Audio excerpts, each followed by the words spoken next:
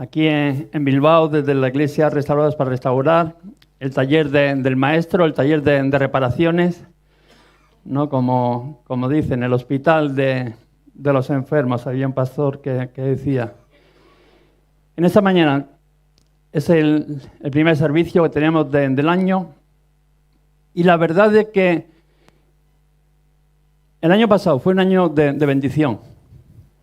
Muchos dirán que igual que estoy loco, porque uno mira para atrás y dirá, con el año que ha sido mundialmente, parece que ha sido un año de desastre, pero la última predicación del año pasado decíamos de que Dios nos había bendecido.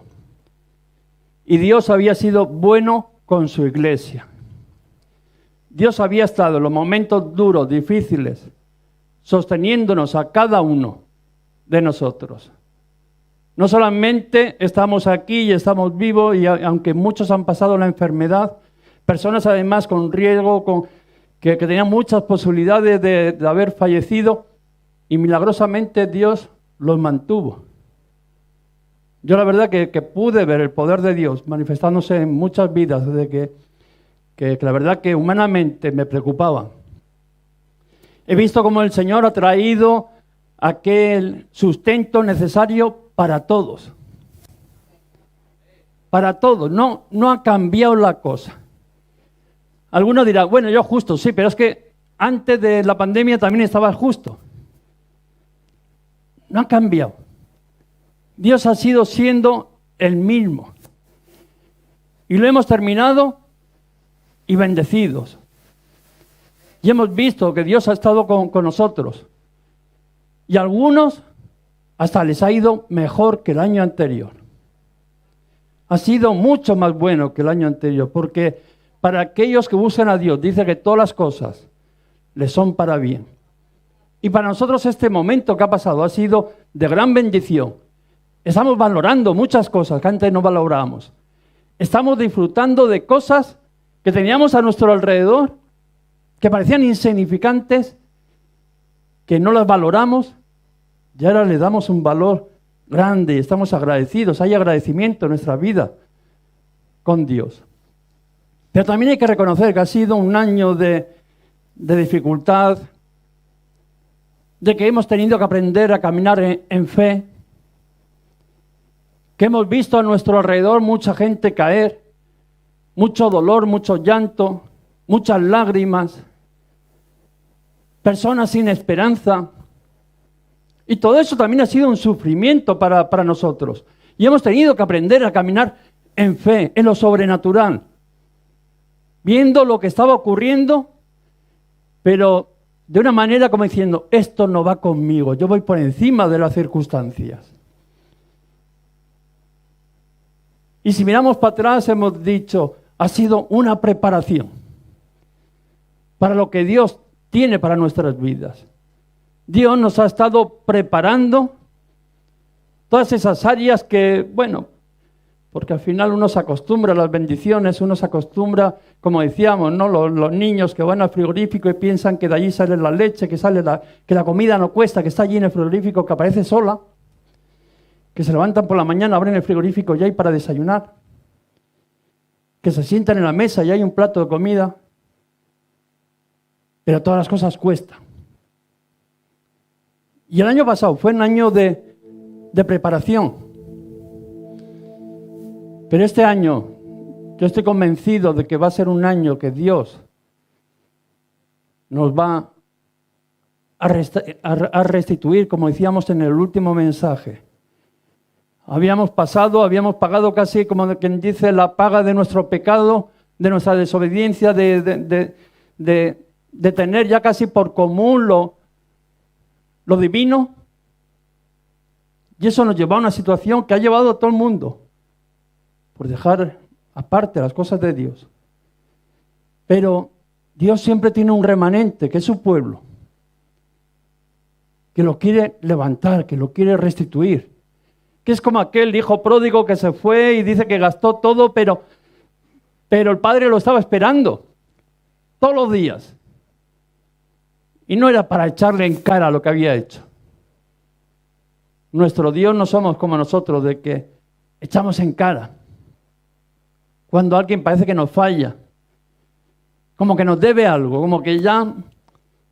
No, Dios está ahí ansioso, esperando solamente que te vuelvas a Él, para bendecirte, para restituirte, para darte aquello que ya había planeado desde antes de la creación, dice la palabra de Dios, para ti y para mí.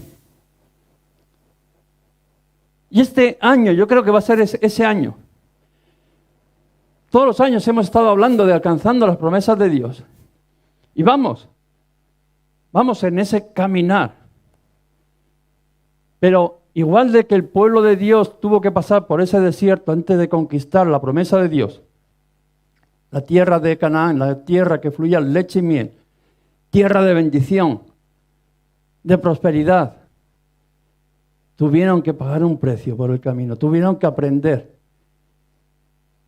el precio que tenía aquella tierra por el camino antes de alcanzarla. Y quiero que vayamos a un texto, está en Nehemías 1, versículo 4.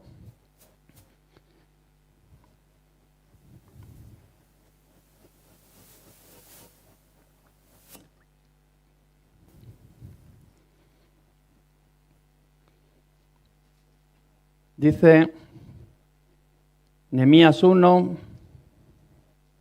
versículo 4. Dice la palabra de Dios: cuando oí estas palabras me senté y lloré. E hice duelo por algunos días. Y ayuné y lloré delante del Dios de los cielos.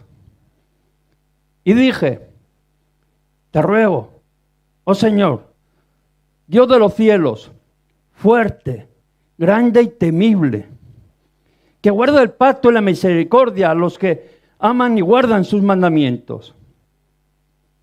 Esté ahora atento tu oído y abiertos tus ojos para oír la oración de tu siervo, que hago ahora delante de ti día y noche, por los hijos de Israel, tus siervos, y confieso los pecados de los hijos de Israel que hemos cometido contra ti.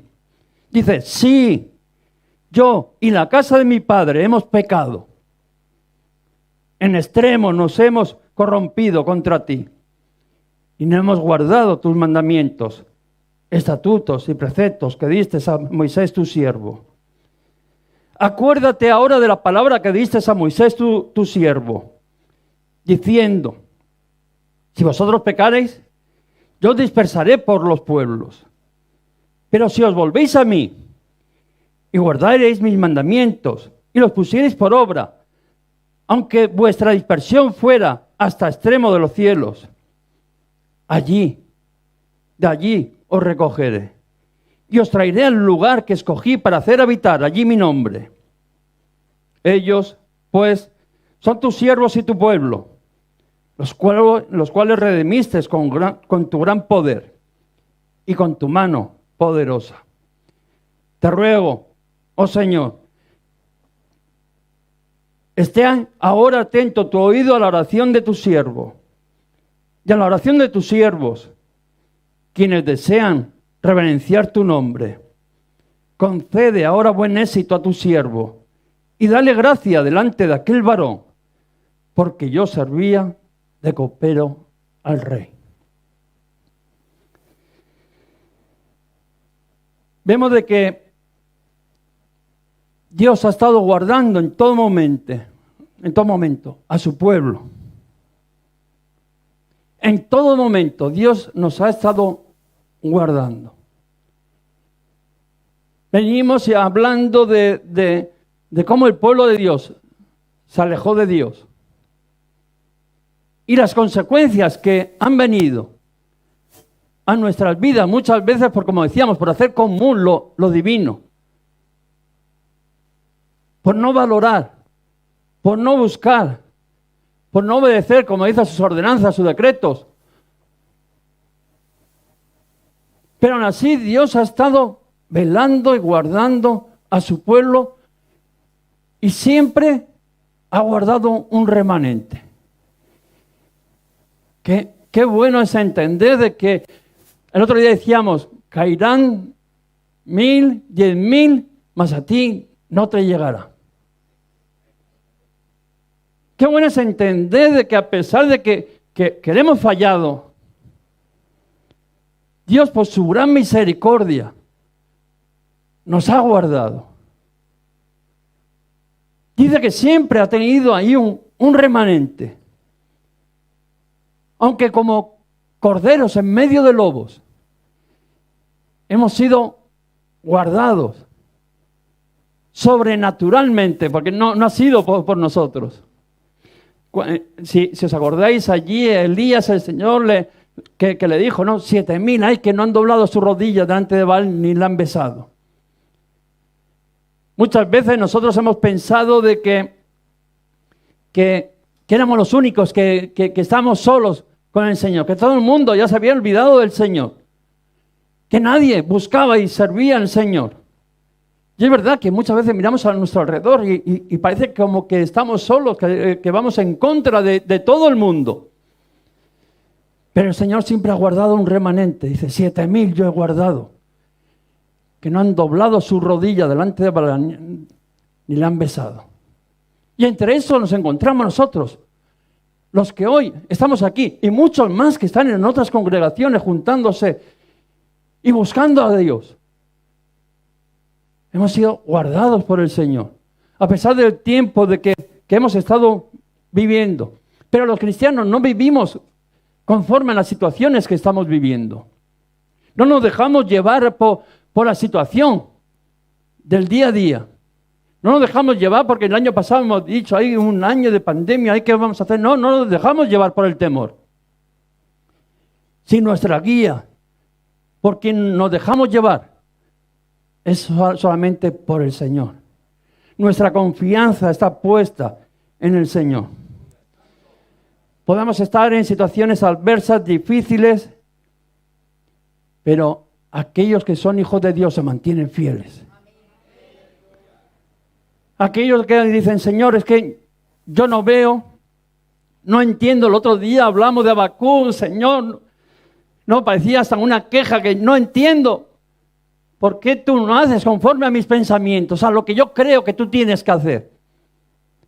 Que ahí nos veíamos reflejados todos, ¿no? Esa queja que decimos al Señor, como que sabemos nosotros lo que Dios tiene que hacer. Nosotros parece que somos los que le escribimos el librito de lo que tiene que hacer Dios. Y no llegamos a entender. Pero el Señor decía, el justo por la fe vivirá. Confiando que la voluntad de Dios es perfecta, que la voluntad de Dios es buena, santa y pura para cada uno de nosotros. Que su fin es de gran bendición. Y así es como nos movemos los cristianos. Fieles, confiando en el Señor. Y vemos testimonios de hombres que se mantuvieron fieles a pesar de circunstancias mucho peores que las nuestras. Porque muchas veces nosotros nos quejamos. Pero como dicen, ¿no? Nos quejamos de vicio, porque estamos aburridos, porque no tenemos nada que hacer. Porque ya el Señor nos ha saciado de todo. Es como los niños, que como tienen de todo ya no saborean, no disfrutan. Les compras un juguete y al día siguiente lo rompen y les da igual porque tienen otro, y si no le compras otro. Aquello de que cuando te regalaban un juguete eran los años bisiestos, ¿no? Los que te tocaban el regalo. Y veías que a todos le traían un regalo así más o menos bueno y el tuyo era pequeñito y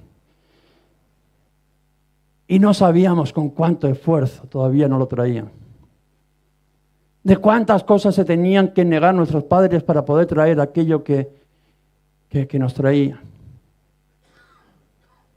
Pero había hombres y mujeres también que fueron ejemplos de personas, de creyentes en Dios, fieles, que en su vida tenían lo primero a Dios. No tenían las circunstancias, no tenían sus planes de qué es lo que yo quiero para mi vida o mis pensamientos. No, lo primero era el Señor para sus vidas. Que tenían un compromiso con Dios. ¿Tú eres así? Espero que sí. Espero que sí, que tú seas de ese remanente que a pesar de las circunstancias te mantienes fiel al Señor. Y te voy a decir una cosa, muestra de que tú eres parte de esos que tú hoy estás aquí. Podrías estar en otro sitio, poniendo tu confianza en otras cosas, ocupando tu tiempo en otras cosas. Pero tú has decidido que lo primero era el Señor. Que lo primero que ibas a hacer en este año era ir a buscar al Señor. Ponerle a Él como tu prioridad en tu vida. Que le ibas a hacer un compromiso con Dios. Yo no sé tú, yo tomo compromisos este año. Igual si se los contaría a alguien me diría, pues qué compromiso más ridículo. No, pues eran compromisos que el año pasado no le daba. Pero que este año me he comprometido con el Señor a hacerlo. Y espero poderlo hacer. Porque sé que está en mi capacidad poderlo hacer. Lo único que tenía que haber dado era el paso. Decir, lo quiero hacer. Lo voy a entregar para el Señor. Porque el Señor estaba primero que yo. Aquello de que no solamente tienen un compromiso, sino que no ponen excusas.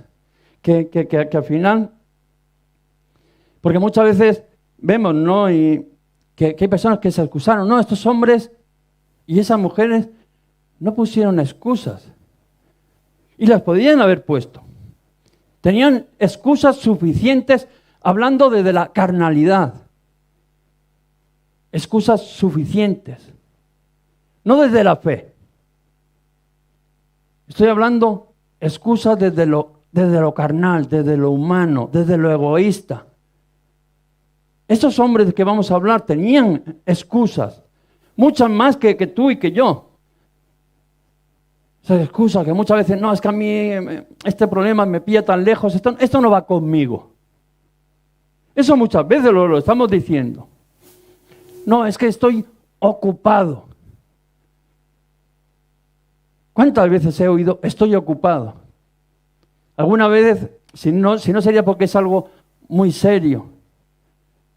Alguna vez la verdad que por dentro hasta me da la risa. Porque cuando yo hablo que estoy ocupado, yo sé, yo estoy hablando de mí, que cuando algo me interesa, yo saco tiempo de cualquier sitio.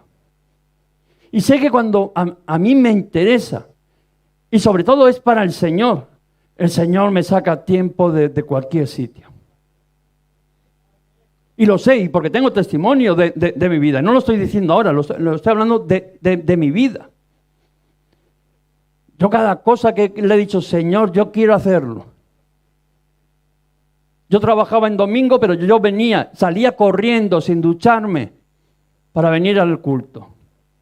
El Señor trabajaba los domingos, pero el Señor me amoldaba para que vendría corriendo, sí, sin ducharme, sí, pero llegaba.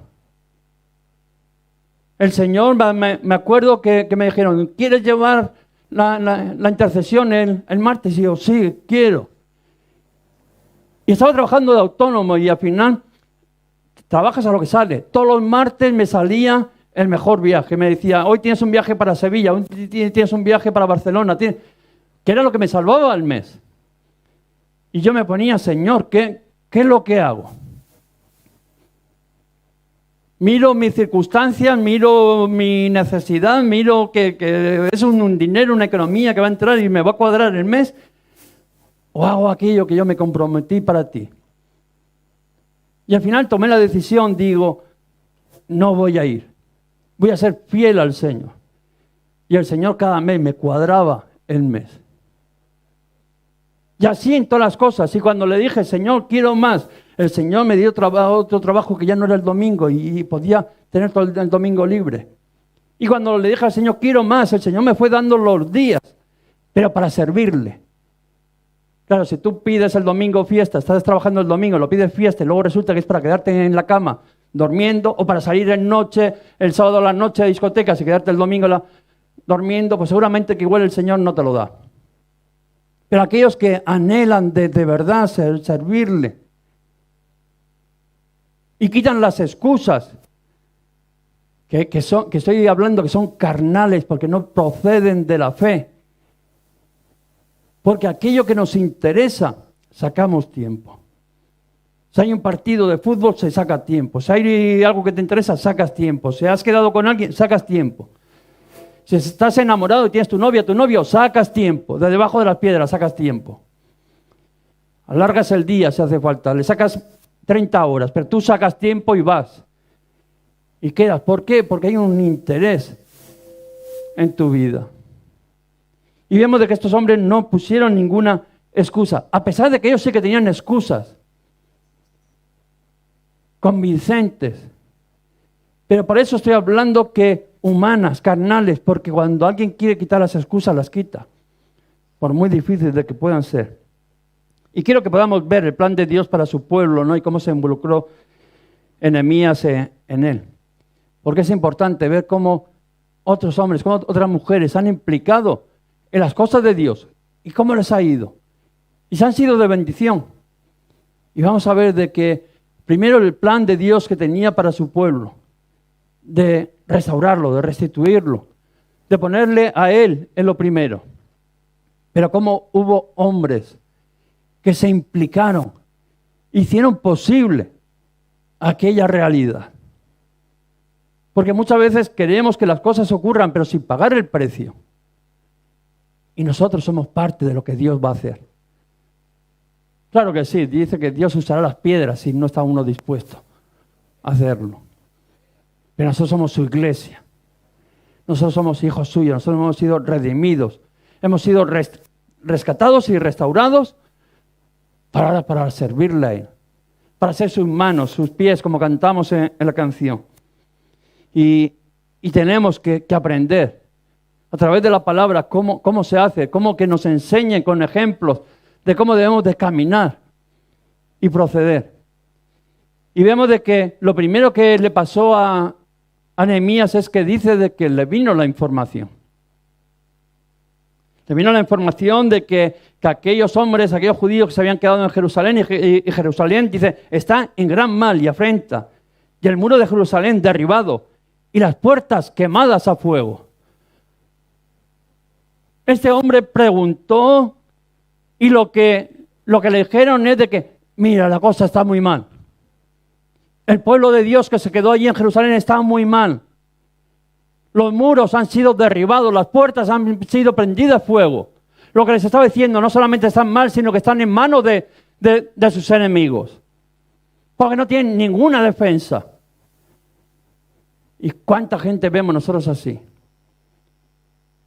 Que están mal a merced de sus enemigos. A merced de Satanás que los maneja y no se pueden defender, no tienen armas, no tienen defensivas para poder defenderse. Y Nehemías recogió toda esa información. Pero si vemos algo interesante que dice que le llegó esa información, pero porque tenían un interés y preguntó. ¿Por qué Nehemías llegó a esa conclusión y le vino esta información? Porque cuando vino su hermano, Hanani dice de que le preguntó, oye, pero ¿cómo están? Había una preocupación en él, ¿cómo está? Aquellos que se quedaron, que no fueron traídos. ¿Cómo está Jerusalén?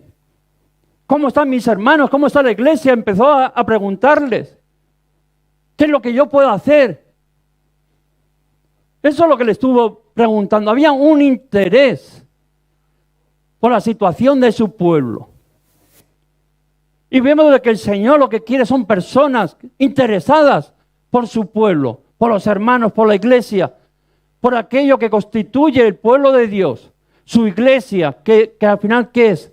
El cuerpo a donde Dios habita ahora aquí en la tierra. Había una preocupación por las cosas de Dios, de Nehemías. Y le preguntó por sus hermanos. Y vemos de que Dios siempre utiliza a aquellas personas que tienen interés por los demás. Yo no sé si te has dado cuenta que Dios utiliza a aquellos que están dispuestos. Oye, ¿y qué te pasa? ¿Qué puedo hacer por ti? Oye, ¿cómo está esta situación? Aquellos que se preocupan por los demás. Aquel que le da lo mismo, de que va y como si le prenden fuego a todo. A mí no me importa, esto no va conmigo. ¿Para lo que voy a perder? No, aquellos de que se sienten parte y tienen un interés por las cosas de Dios, porque son cosas suyas, porque son sus hermanos, porque es su casa. Y al final tienen un interés. Y cuando hablamos de interés no estamos hablando de una curiosidad, porque hay que distinguir a aquellos de que tienen un interés verdadero y aquellos que tienen una curiosidad, que son los del chisme, que se quieren saber todo para luego ir hablando, mira este, mira el otro, mira, para saber sus debilidades por si un día hay que utilizarlas contra él.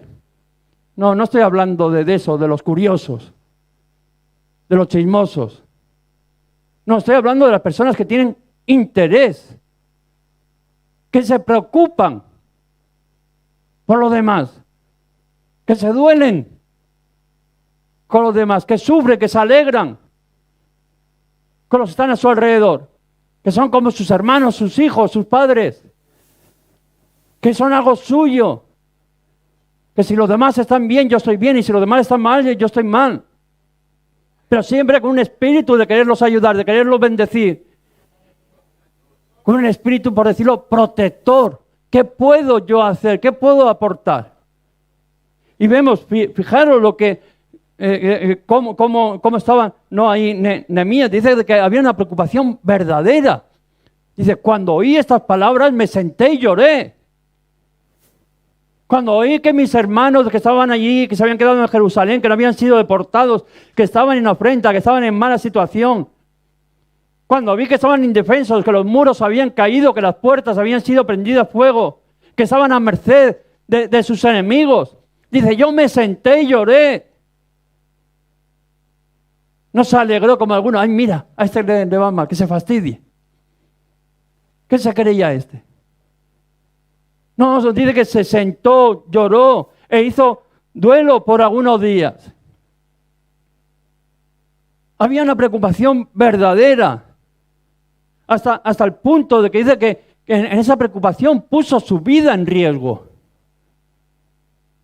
No fue así algo de apariencia, de esto que nos hacemos como los preocupados y nos damos la espalda.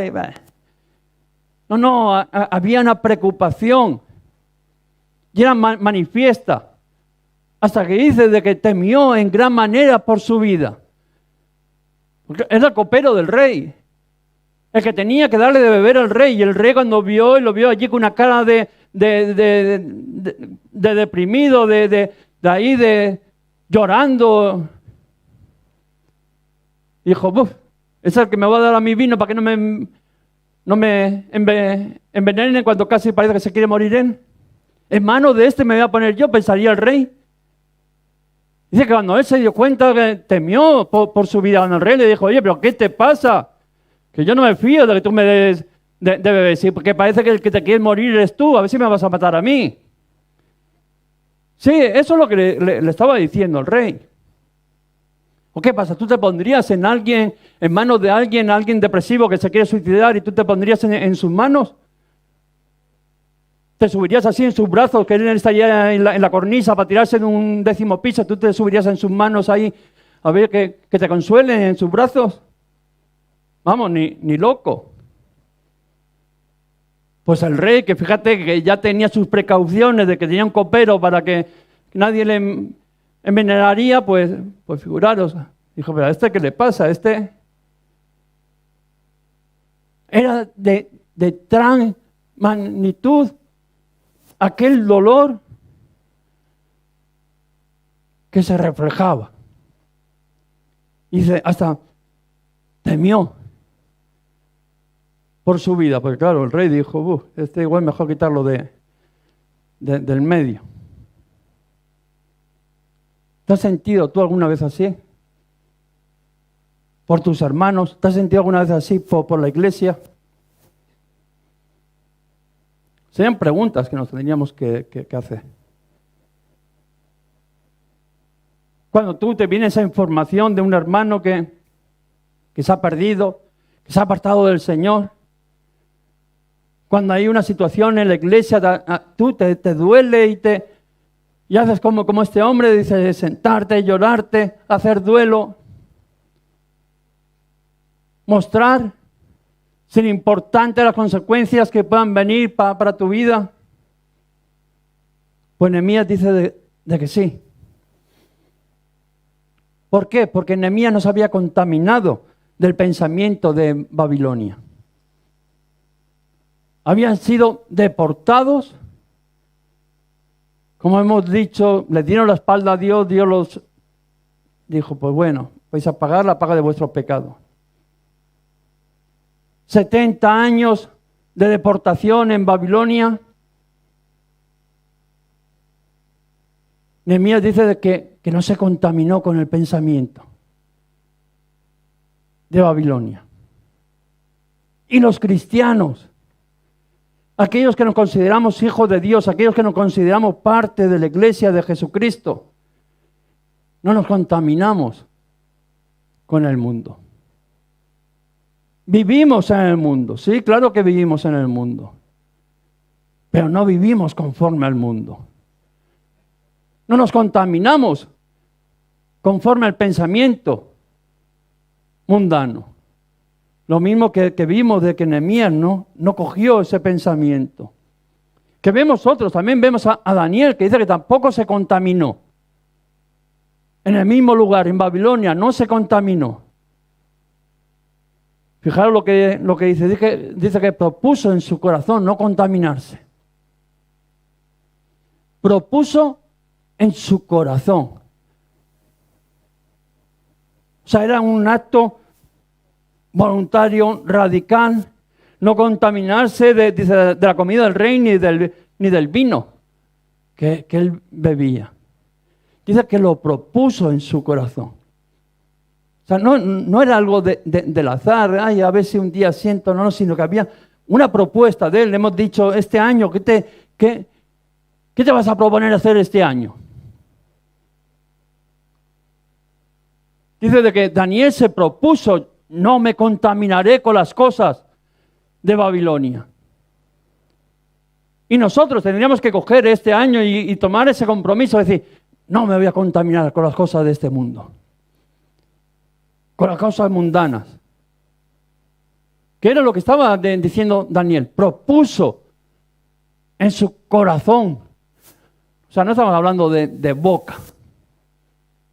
No estamos hablando de pensamiento. Ahí tenía un pensamiento. No. Estamos hablando de lo profundo, de lo interno, del corazón, de lo más adentro. El no contaminarse con la comida del rey, ni con el vino que bebía. Tomó una decisión radical. Porque créeme que si algo es fácil de amoldarse de los placeres de la vida. Hay cosas en el Señor, vamos poco a poco, pasito a pasito. A veces hasta arrastras. Pero para los placeres del mundo, en un segundo, y nos hemos acomodado, como si llevaríamos allí toda la vida. Es fácil acomodarse. Dice el que propuso no contaminarse de la comida ni de la bebida. A ti te ponen una buena comida, un buen asado ahí. Eso es fácil. Lo fácil es acostumbrarte al ayuno. Pero allí que te pongan un buen banquete, que te pongan un buen vino, eso es fácil. A la fiesta, los pies se van solos. Ahí no hay ni que proponerse nada. Los pies los dejas y solitos se van. Si te llevan como a Daniel ahí a la casa del rey, o sea, ahí con la realeza, con el rey, compartiendo, ¡buah! Ahí ya se nos sube el orgullo y diciendo, yo no soy como los demás. Yo ahora me voy a juntar ahí con la plebe. Yo soy de otro nivel. Eso nos amoldamos rápidamente. Eso es fácil. Lo difícil es hacer lo que hizo este hombre. Dice que propuso no contaminarse de la comida, ni de la bebida, de los placeres, de aquello que le ofrecía Babilonia. Y nosotros como hijos de Dios nos tenemos que proponer en nuestros corazones, no contaminarnos de aquello de que el mundo te va a ofrecer. Y que a tu carne le va a agradar y que a tu carne con los pies corriendo vas a ir corriendo detrás de ello. Pero dice que había una propuesta de lo más profundo de su corazón, de no hacerlo. Y vemos de que Nehemías al final le pasó lo mismo. Él nació. O sea, nació en esa cultura, vivió en esa cultura. Él ya había sido la deportación y fue como quien dice, es como los que habéis venido de fuera y vuestros hijos nacen aquí en España y son españoles y cogen las costumbres españolas. Eso le había pasado a Nehemías. Pero, sin embargo, vemos de que, aunque Nehemías nació y vivió en otra cultura, dice que la cultura no cambió sus pensamientos. Qué bueno es. A lo que me llevaba, cuando estaba yo haciendo esta aplicación, me llevaba a ese pensamiento de decir, qué importancia los padres, la responsabilidad que tienen con los hijos. Pero qué importancia de enseñarles la ley de Dios, de enseñarles el camino de Dios, de instruirlos en la palabra de Dios, de traerlos a la iglesia, que se sientan parte del pueblo de Dios. Y a pesar de que Nehemías estaba viviendo en el mundo, no era del mundo. Tenía un pensamiento conforme a lo que les habían enseñado sus padres. A todas aquellas cosas que le habían contado, cómo Dios había estado con su pueblo, cómo Dios los había sacado de Egipto de la esclavitud, cómo Dios había abierto las aguas del Mar Rojo, cómo Dios los había conducido por el desierto y les había suplido el agua, la comida, la ropa, todo. Y lo más importante, cómo Dios les había dado aquella tierra que Dios les había prometido. Y eran historias que les iban contando a sus hijos. Yo me acuerdo cuando uno se pone a leer el Antiguo Testamento, siempre viene, acuérdate lo que hizo Dios contigo. No te olvides de dónde te sacó el Señor. Acuérdate. Y esos padres se acordaban de todo aquello que Dios había hecho en sus vidas. Y se lo contaban a sus hijos. Y sus hijos sabían que era verdad. A pesar de que no lo habían visto.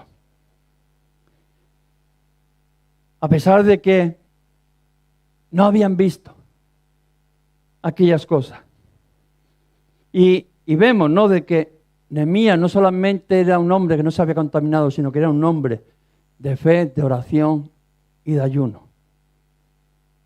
¿Qué es la importancia? ¿Por qué decimos de fe? Porque a pesar de lo que veían sus ojos, él creía en el Señor. Qué importante es la fe. ¿Cómo dice que estaba? El pueblo de Dios estaba deportado en Babilonia. Tú fíjate que a ti te vengan tus padres hablando de las grandes cosas y maravillosas cosas que Dios ha hecho con su pueblo, pero tú ves que el pueblo de Dios está deportado, o sea, está esclavizado. Que aquellos que no fueron esclavizados estaban sufriendo un feroz azote. Que las murallas habían sido derribadas y las puertas prendidas a fuego. Indefensos. Y a ti te están diciendo tus padres todo el rato las grandes y maravillosas cosas que Dios ha hecho. Y vemos de que es fácil creer cuando todo sale bien. Cuando venimos al culto y gloria a Dios, y cuando oramos y el Señor me ha dado un esposo, y cuando me ha dado un trabajo, y cuando me ha sanado, cuando gloria a Dios, aleluya. Y gloria a Dios. Pero cuando las cosas no salen como tú piensas, o cuando tus ojos te están diciendo una cosa, te están hablando de las promesas de Dios, pero en tu vida ves justamente lo contrario. Porque a mí eso muchos me vienen y me lo dicen. Pastor, porque claro, usted me dice, la palabra de Dios dice, pero yo lo que veo en mi vida es todo lo contrario. ¿Alguna vez has tenido ese pensamiento? ¿O has oído a alguien que decía eso? Porque es fácil cuando las cosas nos van bien, el levantar nuestras manos y gloria a Dios y venir a la iglesia. Pero cuando las cosas van mal, humanamente estoy hablando, cuando nuestros ojos ven aquello que es contrario a nuestros pensamientos, a lo que Dios tiene que hacer, empezamos como Abacú. ¿Y por qué? ¿Y por qué a mí esto? Entonces ya nuestra fe empieza un poco a debilitarse. Pero dice que la fe es la certeza. ¿De qué? De lo que se espera. Y la convicción de lo que no se ve. Y tú y yo somos hombres, mujeres de fe. No nos movemos por vista. Eso no tiene ninguna gracia. Eso no tiene ningún valor. Eso lo hace todo el mundo. O sea, si no somos personas que andamos sobre lo natural, andamos por fe, creyendo que la palabra de Dios se cumple. Aunque tú veas el desierto, pero tú sabes que las promesas de Dios, al final el pueblo de Dios las alcanza. Amén.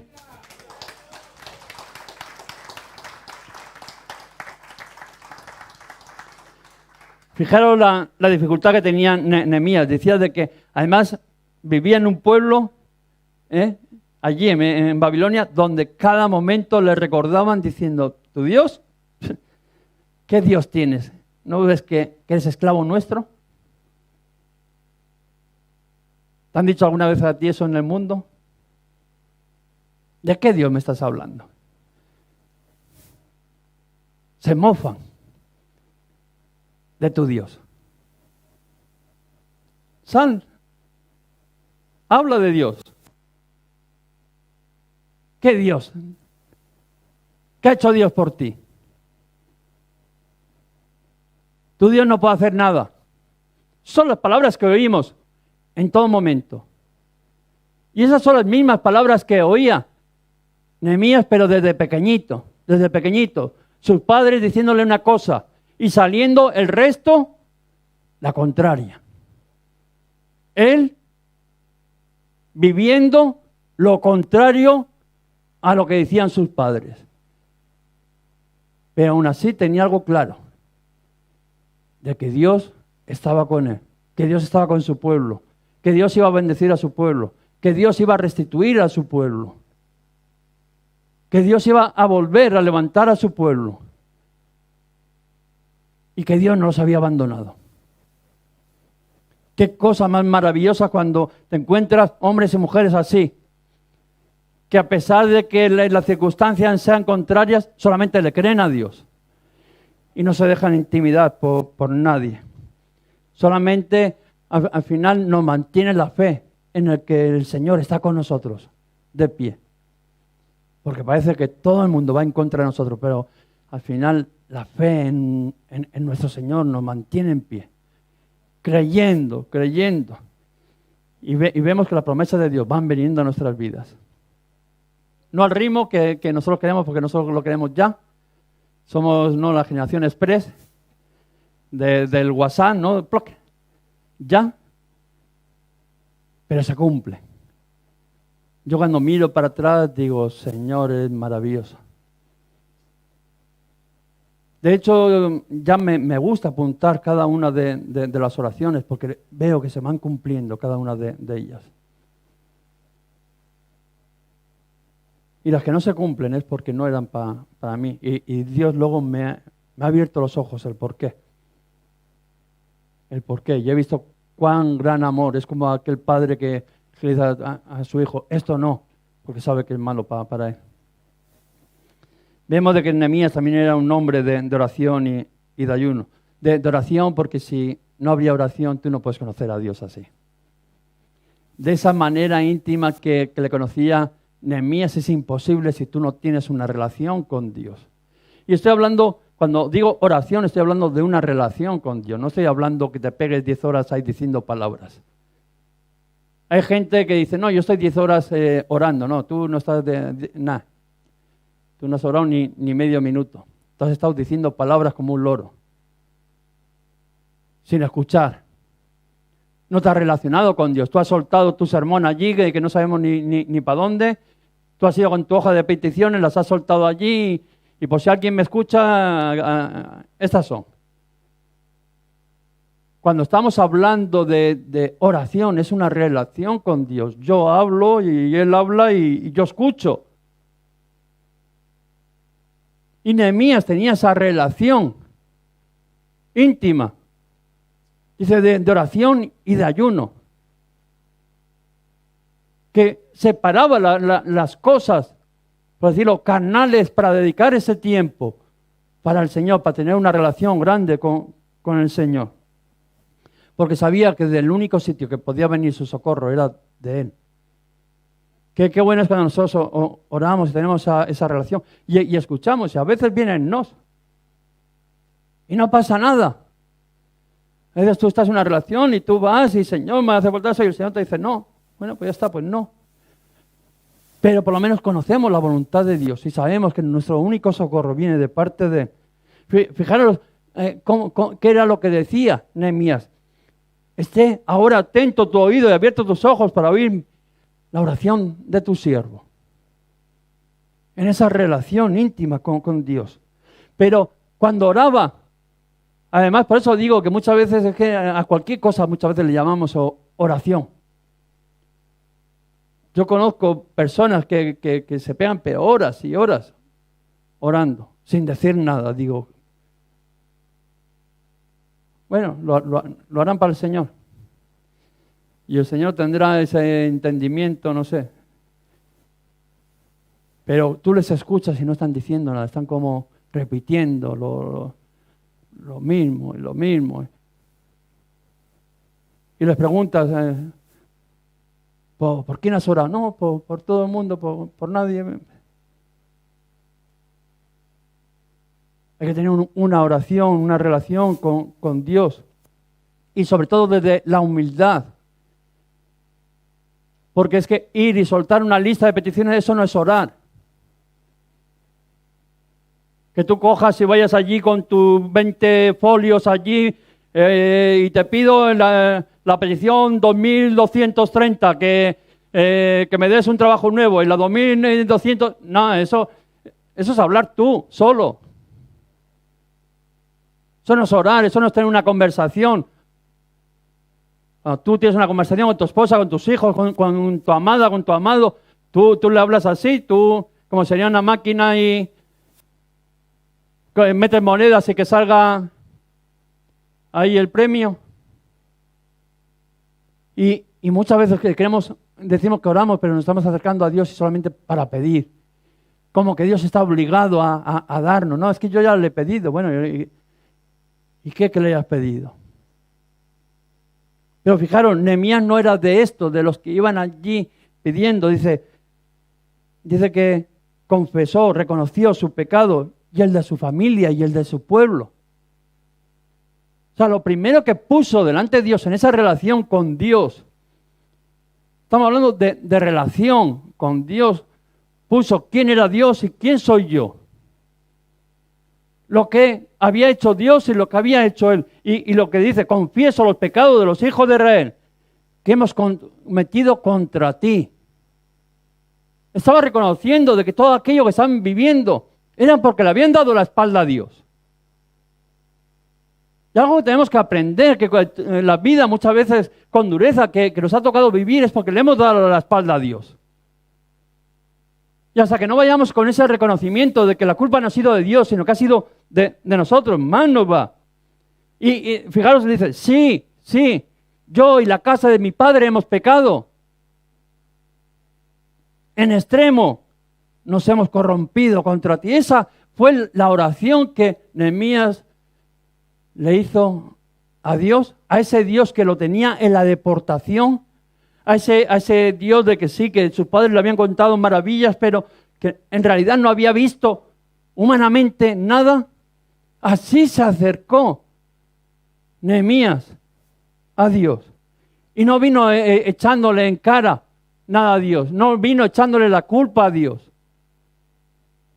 Como algunos de que todo le echan la culpa a Dios. Vamos, yo me puedo hablar con gente y al final llega un momento de que en una conversación de 3 minutos le han echado 20 veces la culpa a Dios. De cómo les va. Se van con otra mujer, dejan a su familia, dejan tal, una vida desordenada total, pero la culpa la tiene Dios. Porque a mí Dios no. ¿Cómo a ti Dios te va a hacer nada? Si vienes reclamando aquello que tú estás, has cerrado la puerta para hacer tú nada en favor de Él. Sino que vino reconociendo, ¿no? que todo lo que estaba pasando era por la culpa de ellos. Y fijaros lo que le dice en esa relación. Primero le dice, no, la culpa es del pueblo, la culpa es mía, porque muchas veces decimos el pueblo así como para que quede en bulto. No, mía y de mis padres. Y luego dice, continúa orando y dice, acuérdate de la palabra que le diste a Moisés tu siervo. Qué bueno es, por eso es importante coger este librito, que es la palabra de Dios, la promesa de Dios, lo que Dios dice que va a hacer. Y Nehemías, aunque había estado viviendo en el mundo, pero no se contaminó, le cogió la palabra de Dios y le dijo, acuérdate de lo que tú dijiste en tu palabra. Acuérdate de la palabra que tú le diste a tu siervo Moisés. Y si vemos, ¿no? De que dice, si pecareis, dice, yo os esparciré entre los pueblos. Correcto.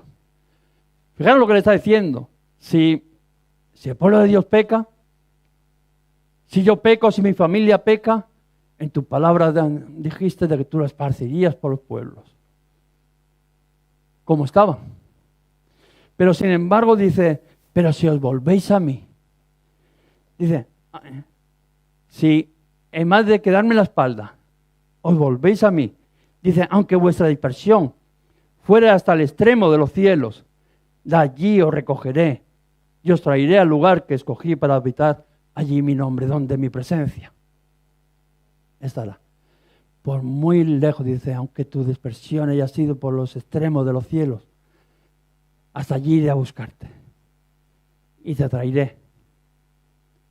Por mucho que te hayas podido alejar del Señor, por mucho de que como este pueblo haya podido pecar contra Dios, dice, si nosotros nos volvemos hacia el Señor, si nos arrepentimos de nuestra forma de proceder y nos damos la vuelta y nos ponemos mirando hacia Dios, dice el Señor, por muy lejos que te hayas esparcido, dice, irá en tu búsqueda y te recogerá y te traerá. Y te llevaré allí a su casa, dice, donde está su nombre, que representaba donde está su presencia, donde estaba Él. Pero esa es la oración que le estaba diciendo Nehemías. Acuérdate de tu palabra, que si nos volvemos a ti, tú dices que nos volverás a restituir y a restaurar. Y nos pondrás delante de tu presencia. Lo único que te pido, dice, concede éxito a tu siervo delante del varón. Dice, lo único que te pido es de que concedas, ¿no?, éxito a tu siervo delante del varón. Hemos dicho de que Nehemías era el copero del rey. Nehemías no tenía la posibilidad de coger y decir, bueno, me voy. Ese trabajo no me gusta, venga, me voy. Y... No. Él dependía del rey. Fijaros que dijo que hasta temió en gran manera por si al rey le daba por matarlo, cuando le vio allí triste. Dice, concede que tenga éxito cuando vaya y hable con el rey. Por eso estoy diciendo de que cuando a mí alguien me viene y me pone excusas, a mí personalmente, a mí me da igual porque a mí no me engañan. Pero si a mí, que soy humano, que no me engañan, ¿qué le van a engañar a Dios? ¿Qué le van a engañar a Dios? ¿Habrá algo imposible para Dios? Al final lo que le estaba diciendo Nehemías, mira, que yo tenga éxito y que pueda poderte servir y que pueda ser parte de lo que Dios tiene con su pueblo. Porque él dependía de aquello que tenía que hacer Dios. Pero vemos que dice que Dios da gracia a los humildes y abre las puertas. Aquellos de que al final se humillan, aquellos de que al final ponen su confianza en el Señor, aquellos que no van reclamando nada como que se lo merecen, sino que lo único que dicen, que se cumpla la voluntad de Dios. Lo que le estaba diciendo es eso. Yo tengo unas limitaciones, yo tengo disposición, yo amo a mi pueblo y estoy dispuesto a hacer lo que sea por mi pueblo, pero ahora depende de ti.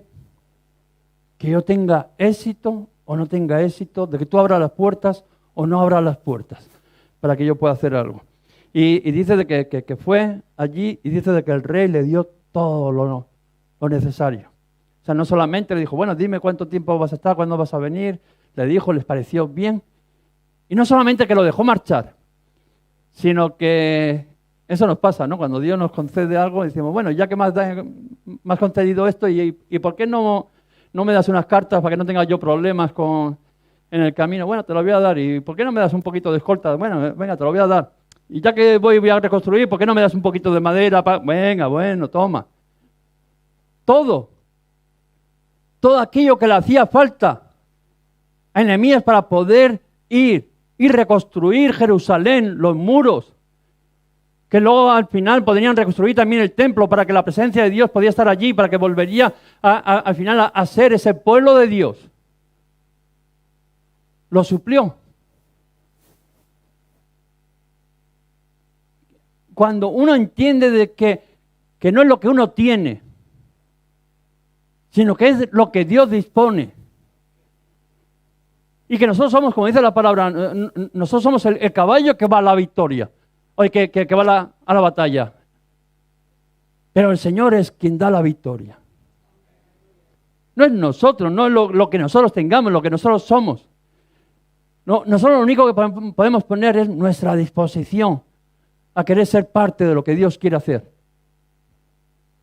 Dice de que fue allí y fijaros, dice que fue delante del rey. Dice que el rey y me concedió según la benéfica mano de Dios sobre mí. Ni se lo achacó al rey. Ay, mira qué bueno ha sido el rey. No. Dijo, no, dio hasta lo que Dios había dicho que tenía que dar. Hasta como Dios me quiso bendecir. Para que yo podría desarrollar aquello que iba a hacer. Porque sabía que lo iba a hacer. Por eso hemos dicho de que Dios da a aquellos que hacen. Aquellos que tienen interés por el pueblo de Dios, por las cosas de Dios, por los hermanos. Es en los que pone Dios los medios. Y dice que Nehemías no solamente fue a reconstruir unos muros, sino que fue también a reconstruir el orgullo del pueblo de Israel. Porque muchas veces cuando hablamos de restauración, de restituir, es algo más que lo simplemente físico, que no, es el honor, es el testimonio íntegro como iglesia, como pueblo. Dios cuando nos está hablando que nos quiere restituir como esa identidad que Él nos dio de hijos de Dios. Que cuando nosotros vamos por ahí, dice, mira, ahí va un hombre de Dios, una mujer de Dios. Y Nehemías sabía que tenía un encargo mucho más que levantar piedras. Y nosotros tenemos un encargo mucho mayor que venir a la iglesia y el ministerio que sea, que cantar o barrer o el ministerio que sea, o el de predicar. Tenemos algo mayor, que es levantar, restituir el nombre de Dios el honor del pueblo de Dios en medio de este mundo, ¿no? En medio de la situación que se encontraba rodeado de enemigos, ¿no? Jerusalén. Y Dios iba a restaurar a su pueblo y lo guardaría de todos sus enemigos. Porque al final el Señor lo que quiere es eso, levantar un vallado, levantar esas murallas, pero no por tener piedras bonitas ahí, no para irte a sacar fotos, sino para que el enemigo no te pueda venir contra ti, para que no estés indefenso en contra, ¿no? del enemigo. Y Dios levanta vallado alrededor de cada uno de nosotros. Dice que el ángel del Señor acampa alrededor de los que le temen. Qué bueno. Y Cristo también restaura a su iglesia y la protege de nuestro adversario. Porque la palabra de Dios dice, vuestro adversario dice, anda como león rugiente mirando a quién devorar. Y nosotros tenemos que tener esas fortalezas a nuestro alrededor, esas murallas para las cuales podamos salir más que vencedores. Y el Señor sabe que vamos a tener oposición, que los ataques de Nehemías iban a venir de afuera, pero también iban a venir de adentro. Vemos de que Pablo mismo, dice allí a los corintios, les está hablando, dice, cuando fuimos a Macedonia, ningún reposo tuvo en nuestro cuerpo, sino en todo fuimos atribulados. Dice, de afuera, conflicto, de adentro, temores. Los ataques van a venir de afuera, van a venir de adentro. Nuestros enemigos van a estar fuera, que los vamos a ver, pero también se van a meter entre nosotros. Y muchas veces, como decía Pablo, ¿no? hasta los tenemos en el interior nuestro. No al lado, no aquellos que dicen ser amigos, pero no lo son, sino a veces hasta en nuestro interior. El peor enemigo que tienes tú eres tú mismo. El peor enemigo que tengo yo soy yo.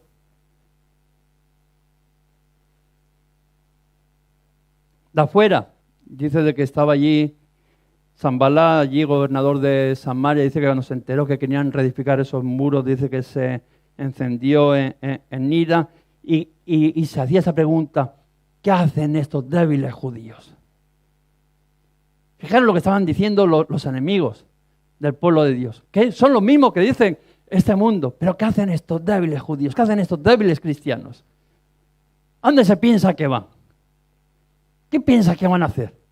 Eso es lo que dice. ¿Se les permitirá volver a ofrecer sus sacrificios? ¿Acabarán la obra en un día? Bueno, empiezan a reírse, a mofarse de ellos. Y Tobías, que estaba al lado, dice, ese muro que van a construir, dice, se subirá una zorra y lo derribará. Riéndose, burlándose. Que eso nos pasa exactamente lo mismo. Por eso tenemos que tener esos muros bien edificados. Porque siempre van a venir enemigos de fuera que van a querer derribar, que no construyas, tirarte al suelo. También dice de adentro para paralizar la obra de Dios.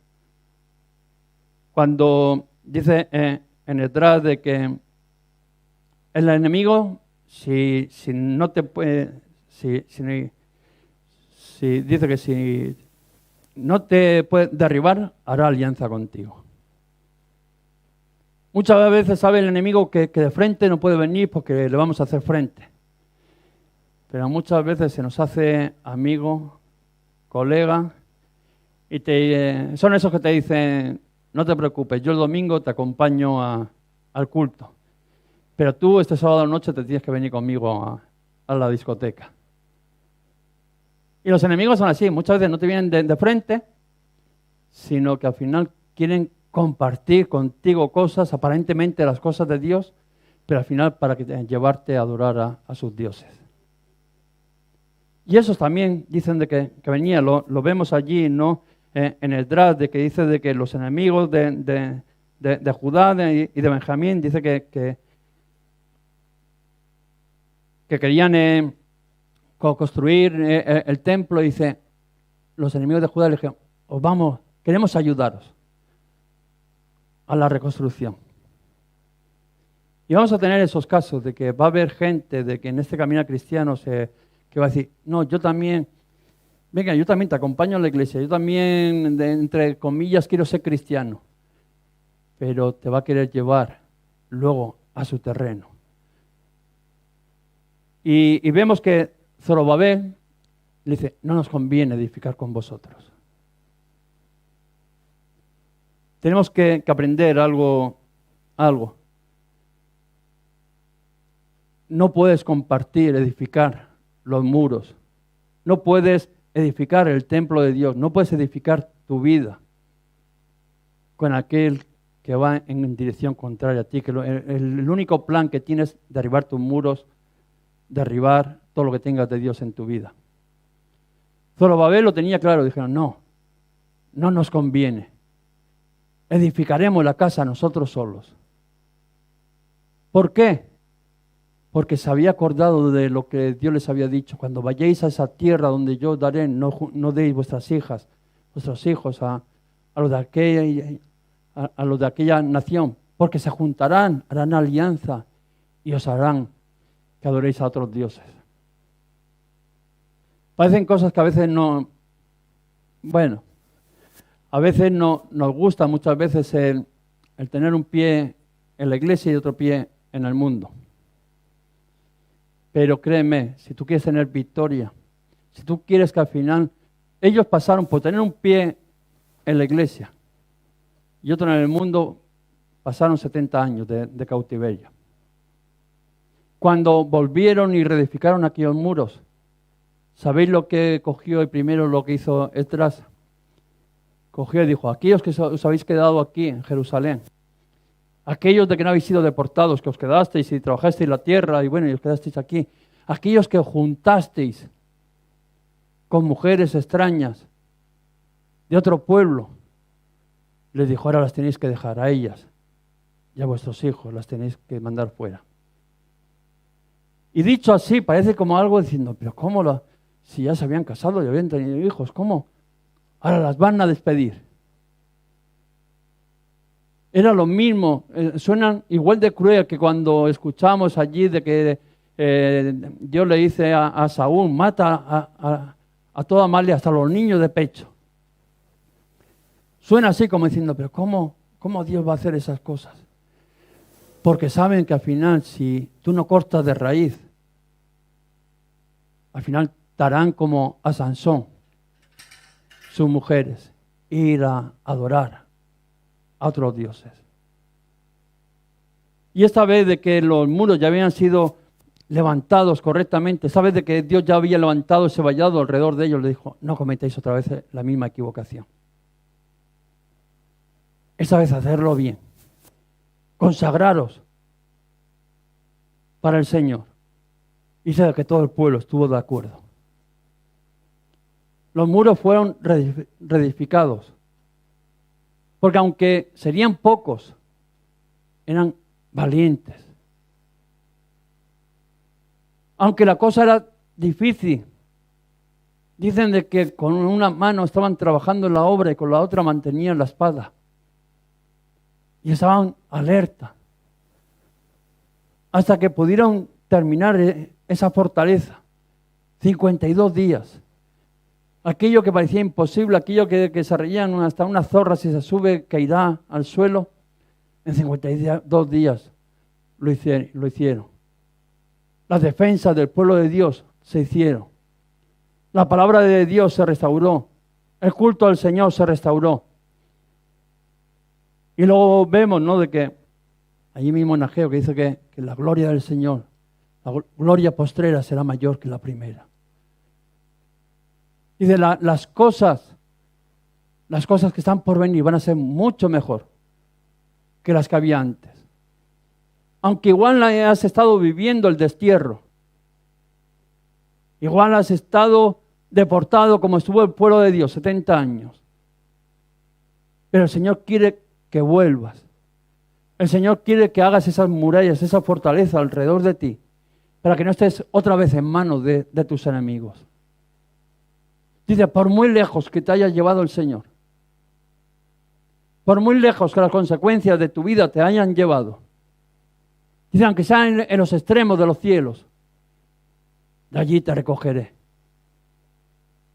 Y te haré, y te traeré, y haré que habites en la casa en la cual está mi nombre. Esta es la presencia de Dios. Y el Señor en este año nos está diciendo, no sé, a cada uno dónde nos ha llevado. Este año 2020, no sé qué tipo de deportación hemos podido tener. El trato del Señor en nuestras vidas que ha podido haber para que podamos valorar aquello de que habíamos perdido. Lo decíamos el año pasado, ahora valoramos cosas que antes no teníamos y no las valoramos. Ahora tenemos la oportunidad de podernos volver otra vez al Señor.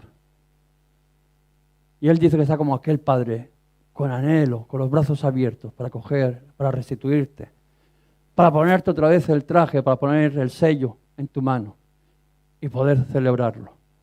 Y quiero que en ese 2021 podamos edificar la casa del Señor, podamos edificar nuestras vidas, que podamos levantar un vallado a nuestro alrededor. Y cuando le reunía allí, estaba allí el sacerdote detrás, ya habían reconstruido, ya estaban allí en la plaza todos de pie escuchando la ley y todos decían, qué duro. Claro que va a ser duro. Claro que va a haber que pelear. Pero decía, el gozo del Señor es nuestra fortaleza. El gozo del Señor es nuestra fortaleza. Vamos a orar. Háganos llegar tus peticiones de oración, junto con toda la iglesia, el grupo de intercesión, el ayuno. Estaremos orando para que el Espíritu Santo te ministre en las situaciones que estás viviendo.